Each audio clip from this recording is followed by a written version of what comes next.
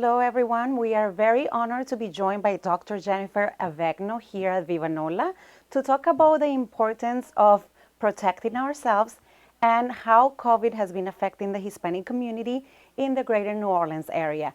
Dr. Avegno, thank you so much for your time and for joining us here. Oh, I'm honored to be here. Thank you. We have been hearing communications directed to the Hispanic community. We have been seeing a lot of messages in Spanish language provided by the City of New Orleans and other institutions and organizations. What is going on with the Hispanic community related to COVID-19?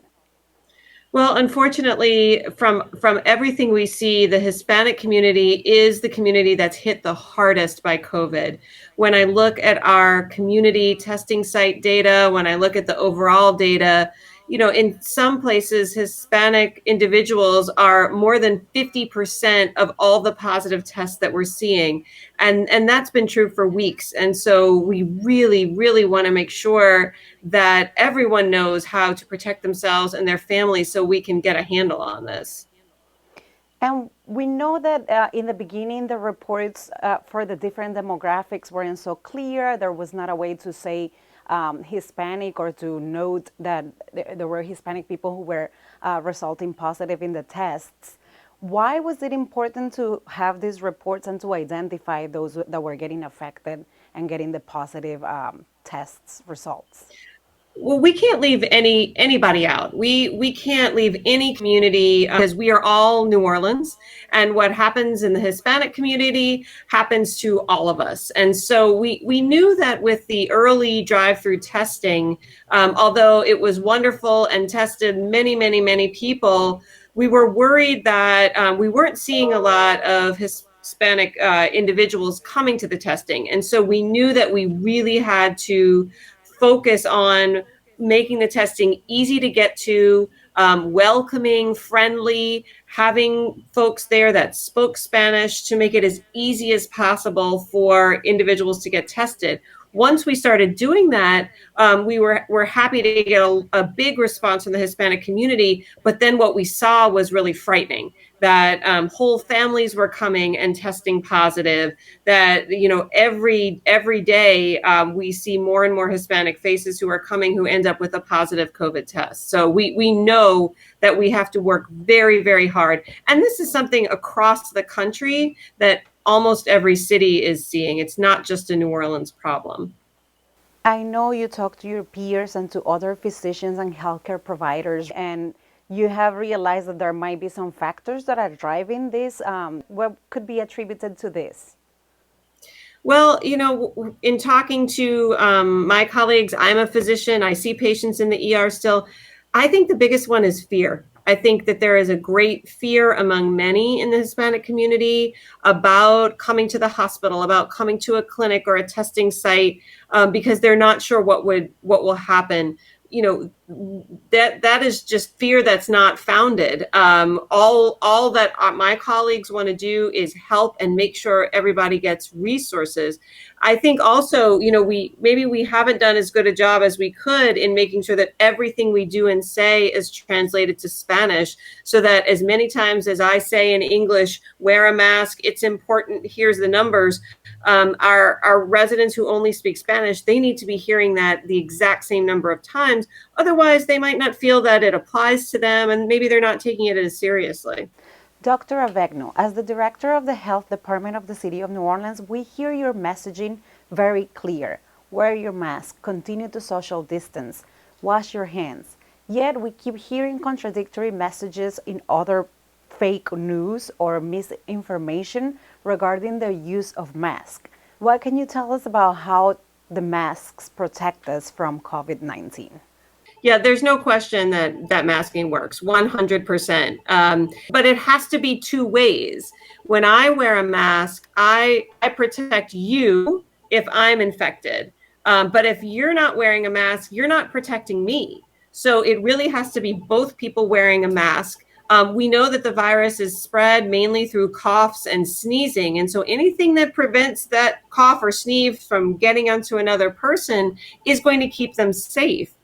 Masks are not the only thing, but they've been shown time and time again to work. And so they might not be comfortable, they might not be what we like to wear, they might not be fashionable, but if we love each other, we love our families, we have to wear them. And the city of New Orleans made masks mandatory, and I know that is not a popular decision. How is the city regulating this? So we really are looking, particularly at those businesses. Many businesses have been so good about posting signs, making their employees wear masks, but we are finding out that some are not. And so we have a special team going out to those businesses to talk with them, to explain to them why this is important and why it's going to be enforced.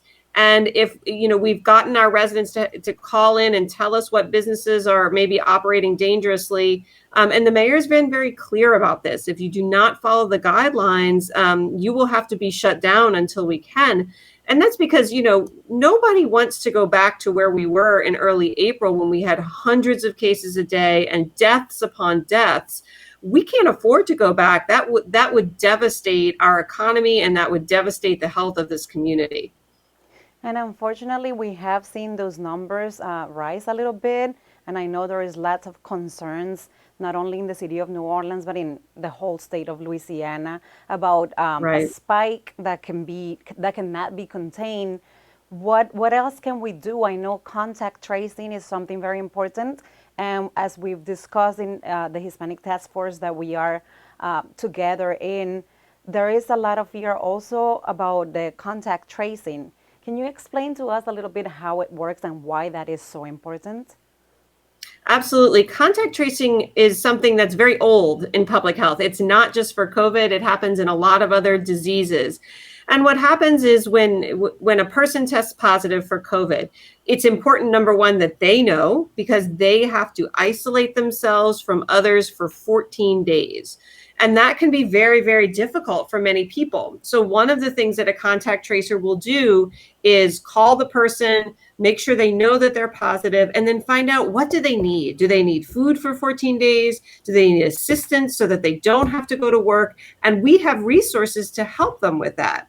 The other critically important thing is to find out, who was that infected person in close contact with, whether it was who they lived with, or maybe they were at a job site and they weren't practicing distancing, because we've got to let those people know, you may be exposed, you might be spreading the virus as well. So the earlier we can stop all that transmission from happening, the better we can keep a hold of our cases. It is not, these contact tracers are specially trained on privacy.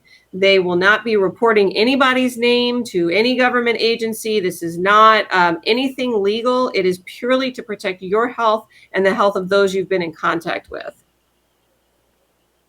And another message that has been going out to the public, it's that if we are outside, outdoors, it is safer than if we are in contact with other people in an indoor space.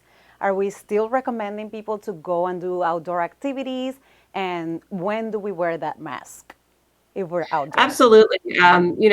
Even though it's really hot, it's still important for us to get our outdoor recreation. When you are doing recreation, if you're walking, if you're biking, running, you don't need to wear a mask, as long as you can stay at least 6 feet away from anybody you might be doing it with. So when I walk down the sidewalk, if there's somebody coming at me, I make sure I just am polite and go out of the way.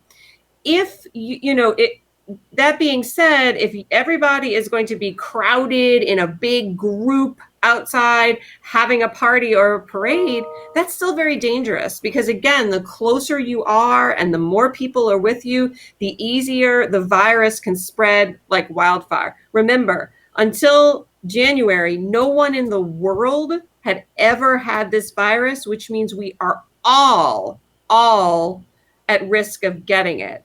And it's very easily spread. So yes, outdoor is better, but we've still got to stay that 6 feet apart from anybody that you don't live with.